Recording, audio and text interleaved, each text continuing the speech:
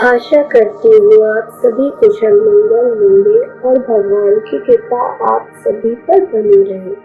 वैशाख माह कृष्ण पक्ष की त्रयोदशी तिथि पर 17 अप्रैल 2023 को प्रदोष व्रत है। सोम प्रदोष व्रत करने से पाप नष्ट हो जाते हैं और बाधाएं दूर हो जाती हैं, मनोवांछित फल की प्राप्ति होती है और जीवन में आ रही रुकावटें भी दूर होती हैं, सुख शांति समृद्धि की प्राप्ति होती है और कई जन्मों तक दरिद्रता भी दूर रहती है।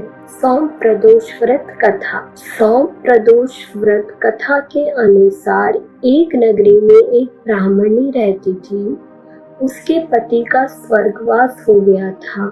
उसका अब कोई आश्रयदाता नहीं था, इसलिए प्रातः होते ही वह अपने पुत्र के साथ भिक्षा मांगने निकल पड़ती थी और शाम के समय वह अपने घर लौट आती थी। एक दिन शाम के समय जब वह घर लौट रही थी तो उसे रास्ते में एक सुंदर बालक दिखाई दिया जो घायल अवस्था में था। वह ब्राह्मणी उस बालक को दयावश अपने साथ अपने घर ले आई। कुछ दिनों बाद वह दोनों बालक को लेकर देवयोग के देव मंदिर में गई। वहाँ उसकी भेंट ऋषि शांडिल्य से हुई। ऋषि शांडिल्य एक विख्यात ऋषि थे।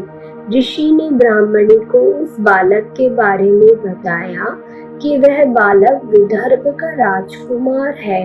शत्रु सैनिकों ने उसके राज्य पर आक्रमण करके उसके पिता को बंदी बना लिया है और राज्य पर नियंत्रण कर लिया है, इसलिए इधर उधर भटक रहा है।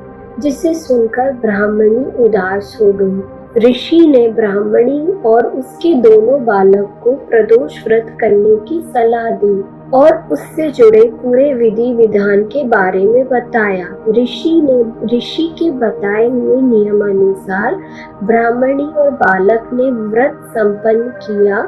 एक दिन अशुमति नाम एक गंधर्व कन्या ने राजकुमार को देखा तो वह उस पर मोहित हो गई। अगले दिन अशुमति अपने माता पिता को राजकुमार से मिलने लाई। उन्होंने भी राजकुमार अच्छे लगे। कुछ दिनों बाद अशुमति के माता पिता को शंकर भगवान ने स्वप्न में आदेश दिया कि राजकुमार अशुमति का विवाह कर दिया जाए। कन्या के पिता को जब यह पता चला कि वह बालक विदर्भ देश का राजकुमार है तो उसने भगवान शिव की आज्ञा से दोनों का विवाह कर दिया।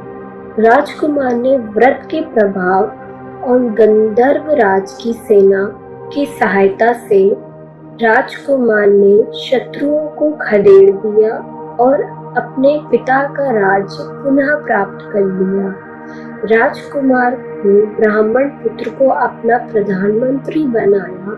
ब्राह्मणी के प्रदोष व्रत के महत्व से जैसे राजकुमार और ब्राह्मण पुत्र के दिन फिर गए, वैसे ही शंकर भगवान अपने भक्तों के भी दिन फेर देते हैं।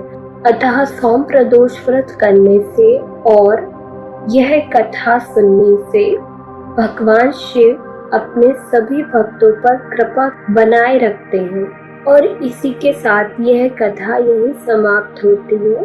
धन्यवाद।